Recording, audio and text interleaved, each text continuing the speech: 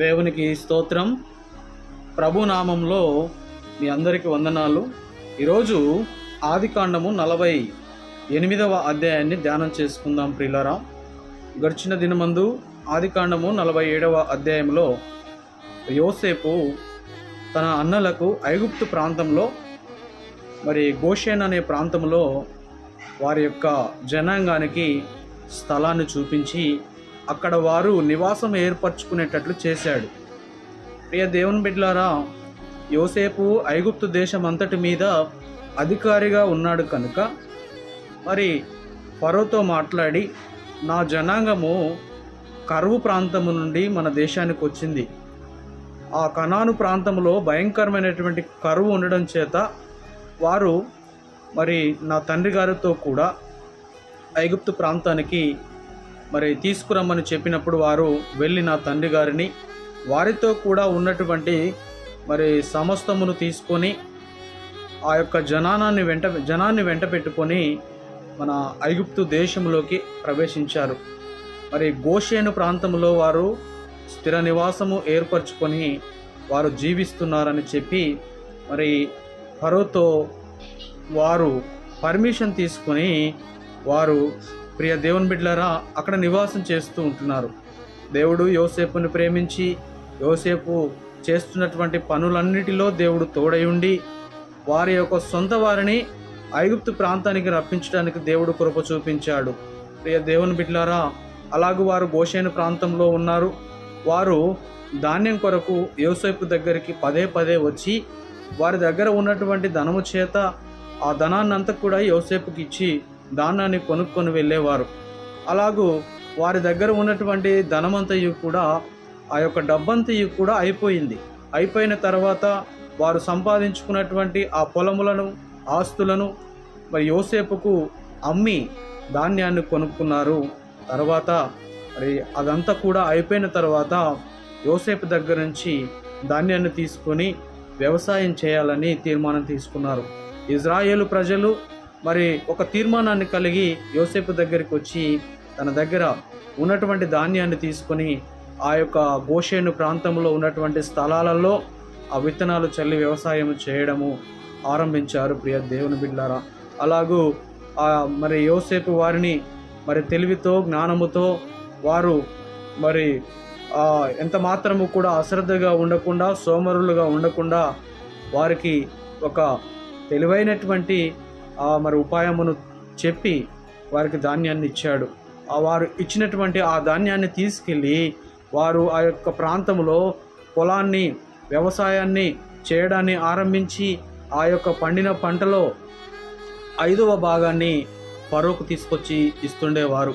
అలా ఫరోకు తీసుకొచ్చి ఒక భాగమును ఫరోకు 4 భాగములు వారు తీసుకొని అలా అభివృద్ధి చెందుతూ ముందుకెళ్తూ ఉన్నటువంటి సమయంలో ప్రియ దేవుని బిడ్డలారా, 48వ అధ్యాయంలో మనం ఒకసారి జాగ్రత్తగా పరిశీలన చేస్తే యాకోబు వృద్ధాప్యంలోకి వచ్చాడు. యాకోబు వృద్ధాప్యంలోకి ప్రవేశించి తన ప్రియ కుమారుడైనటువంటి యోసేపును పిలిచి తను వృద్ధాప్యంలో ఉన్నాడు గనక, నేను ఒకవేళ ఇక్కడ మరణిస్తే నన్ను ఏమాత్రం కూడా మీరు ఈ ప్రాంతంలో పాతిపెట్టొద్దు. నా పితరులు ఎక్కడైతే పాతి పెట్టానో నన్ను కూడా తీసుకెళ్ళి అక్కడనే పాతి పెట్టండి అని చెప్పి యోసేపుతో తన తండ్రి అయినటువంటి యాకోబు మాట్లాడి ఉన్నాడు. ప్రియ దేవుని బిడ్డలారా, అలాగూ యాకోబు యోసేపుతో మాట్లాడి ఆ యొక్క గోషేను ప్రాంతంలో వారు నివాసం చేస్తూ ఉన్నారు. యోసేపు మాత్రం ఐగుప్తు ప్రాంతంలో ఉండి తన పనిని ప్రారంభిస్తూ తన పని చేస్తూ ఉంటున్నాడు.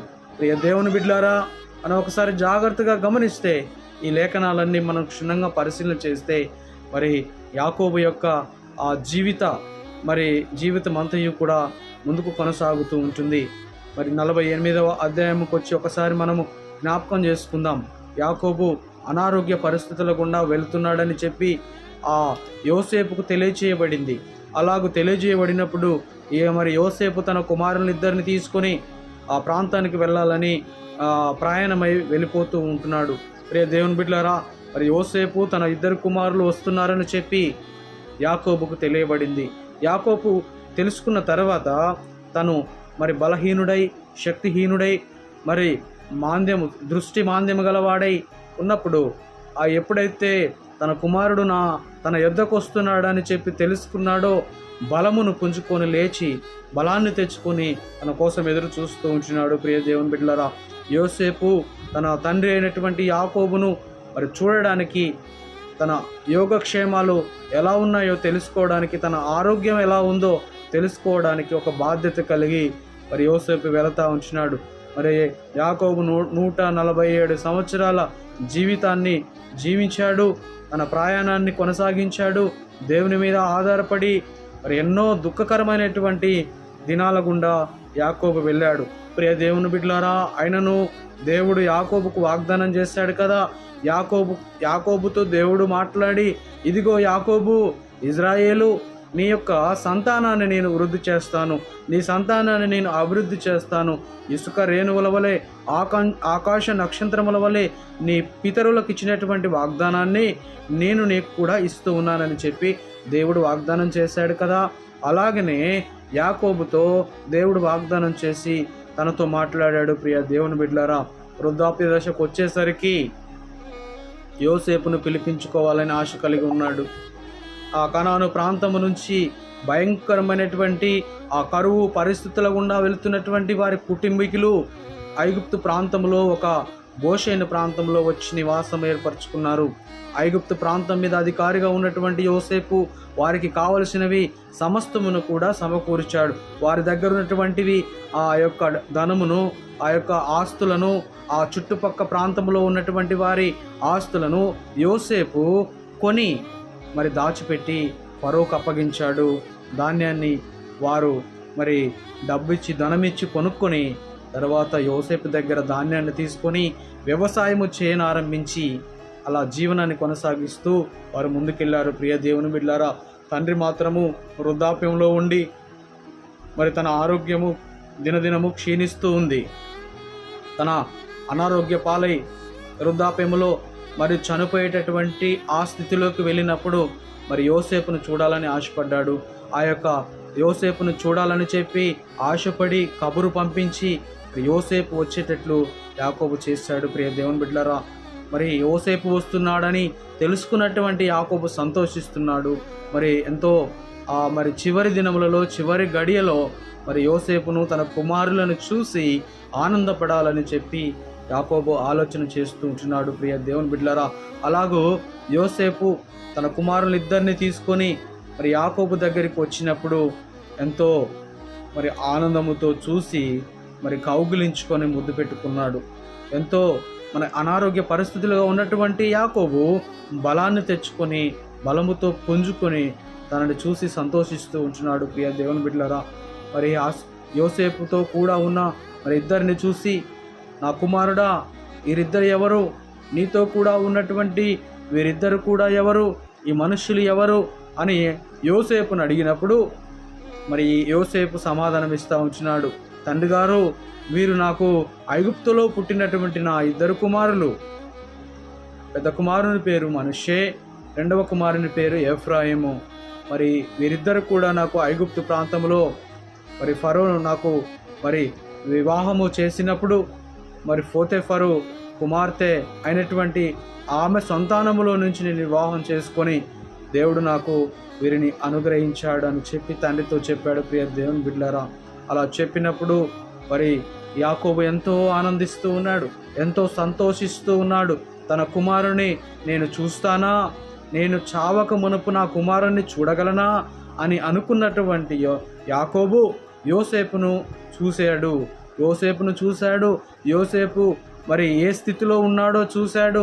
యోసేపు పుట్టినటువంటి కుమారులను కూడా చూసి మరి తన మీద చేయుంచి ఈ విధంగా మాట్లాడుతూ వచ్చినాడు. ప్రియ దేవుని బిడ్డలారా, యోసేపు నా పితరులైనటువంటి అబ్రహాము దేవుడు, ఇస్సాకు దేవుడు, వారికి ఏ విధంగా తోడే ఉండి కష్ట నష్టాల్లో మరి వ్యాధి బాధలలో సమస్తములో వారితో కూడా నడిచినటువంటి ఆ దేవుడు నన్ను కూడా నడిపించాడు, నన్ను కూడా గొప్ప చేశాడు.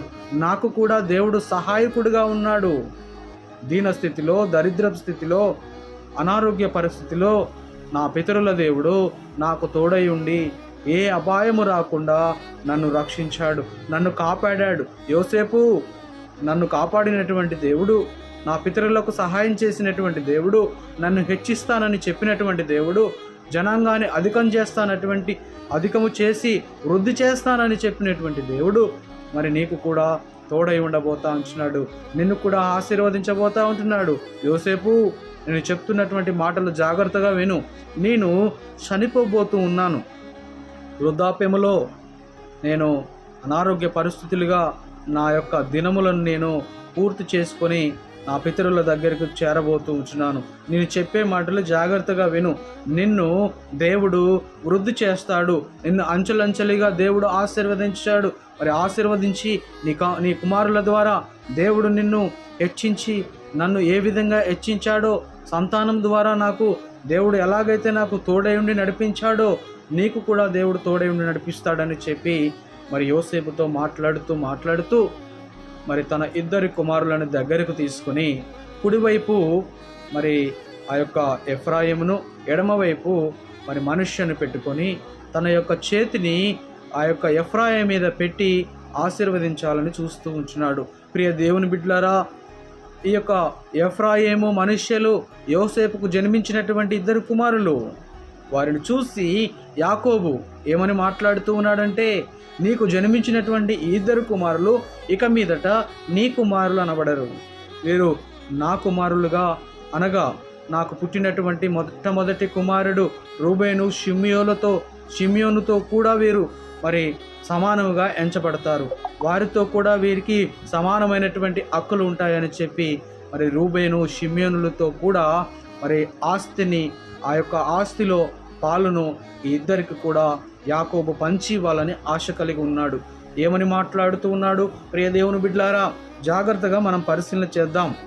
యాకోబు మనవళ్ళని పట్టుకొని మరి తన కుమారుడైనటువంటి యోసేపుకు జన్మించినటువంటి ఇద్దరు కుమారులని చూసి, వీరు నీ కుమారులు అనబడరు, ఇక మీదట వీరు నా కుమారులే అని చెప్పి ఎఫ్రాయిమును ఆశీర్వదించాలని, ఎఫ్రాయిమును దీవించాలని చూస్తూ తన చేయిని తన మరి ఎఫ్రాయిము తల మీద పెట్టి ఆశీర్వదించబోతూ ఉన్నప్పుడు అది గమనించినటువంటి యోసేపు ఏమాత్రము కూడా నచ్చలేదు.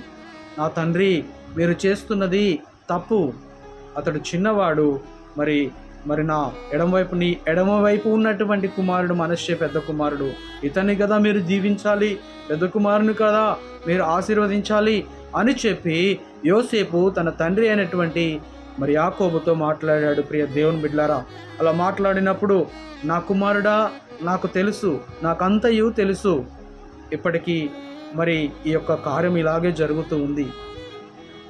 మొదటగా ఎఫ్రాయిము దీవించబడతాడు, ఆశీర్వదింపబడతాడు, దేవుడు ఎఫ్రాయిముని ఏర్పాటు చేసుకుంటాడు అని చెప్పి మరి యాకోబు ఎఫ్రాయిమును ఆశీర్వదించి, ఈ కుమారుడు కూడా మరి ఆశీర్వదింపబడతాడు, దేవుడు ఇతన్ని కూడా హెచ్చిస్తాడని చెప్పి యోసేపుకు మరి చెప్పి ఉన్నాడు. ప్రియ దేవుని బిడ్డలారా, అలాగూ యాకోబు వారిద్దరిని ఆశీర్వదించాడు.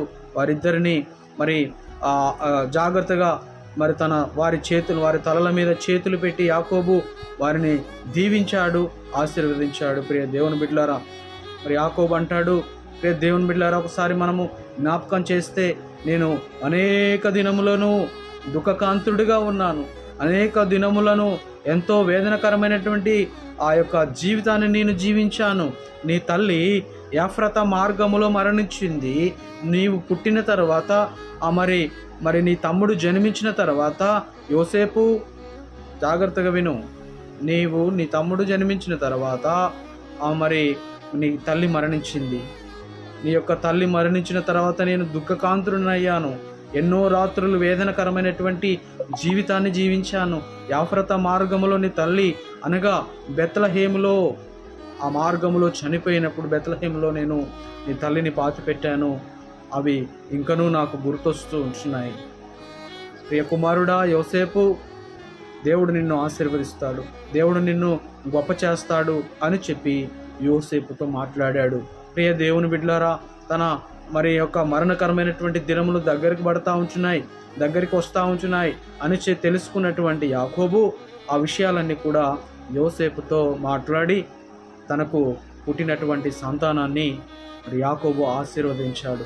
ఇక మీదట వీరి ఇద్దరి తర్వాత జన్మించినటువంటి సంతానము నీది అనబడుతుంది, వీరు మాత్రము నా యొక్క గోత్రములోకి చేర్చబడతారు, వీరిద్దరు కూడా నా గోత్రములో మరి చేర్చబడతారు అని చెప్పి యాకోబు మనష్షేలను ఎఫ్రాయిములను మరి యాకోబు యొక్క సంతానములో చేర్చారు. ప్రియ దేవుని బిడ్డలారా, అలాగూ యాకోబు వారిని దీవించి ఆశీర్వదించి, నేను మరణించబోతా ఉంటున్నాను, నన్ను ఏమాత్రము కూడా ఈ యొక్క ప్రాంతములో పాతిపెట్టవద్దు, నా పితరులు ఎక్కడైతే నేను పాతిపెట్టానో అక్కడనే నన్ను పాతిపెట్టమని యాకోబు యోసేపుతో మాట్లాడి సలహాలు ఇస్తూ ఉంటున్నాడు. ప్రియ దేవుని బిడ్డలారా, ఒకసారి ఈ లేఖనాలన్నీ ఈ వచనాలన్నీ మనం గమనిస్తే యాకోబు తన పితరులు ఎలా నడిచారో, తన పితరులు ఎలాగైతే దేవునికి లోబడి ఎలాగైతే ముందుకు సాగారో, దేవునిపై విశ్వాసాన్ని ఏ విధంగా పెంచుకున్నారో యాకోబు కూడా అలాగే పెంచుకున్నాడు, యాకోబు కూడా అలాగే జీవించాడు. యాకోబు తన కుటుంబాన్ని చక్కగా మరి నిర్మించాలని చెప్పి ఆశ కలిగి ఉన్నాడు. కానీ తన కుమారులు యాకోబుకు దుఃఖకరమైనటువంటి దినాలను తీసుకొచ్చారు, వేదనకరమైనటువంటి పరిస్థితులు తీసుకొచ్చారు. యాకోబు ఆలోచించినటువంటి ఆలోచనలు వేరు, యాకోబు కుమారులు మరి ఆలోచన చేసినటువంటి విధానం వేరు. యాకోబుకు వ్యతిరేకమైనటువంటి జీవితాన్ని వారి కుమారులు జీవించారు. భయంకరమైనటువంటి పరిస్థితులు వారి జీవితంలో చోటు చేసుకున్నాయి.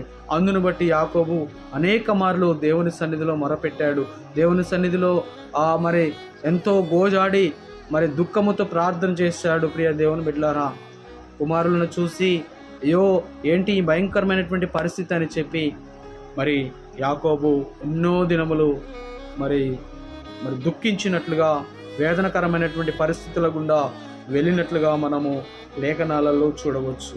ఎందు నిమిత్తము ఒకసారి మనం జ్ఞాపకం చేసుకుందామా ప్రియ దేవుని బిడ్డలారా? యాకోబు తన యవ్వనములో తన అన్న అయినటువంటి యోసేపును మోసం చేశాడు. యోసేపును మోసం చేసి యోసేపుకు రావాల్సినటువంటి ఆ యొక్క జ్యేష్ఠత్వమును యాకోబు కొట్టేసి, తన జ్యేష్ఠత్వమును యాకోబు తీసుకొని తనకు రావాల్సినటువంటి ఆశీర్వాదాలు మరి యాకోబు తీసుకున్నాడు.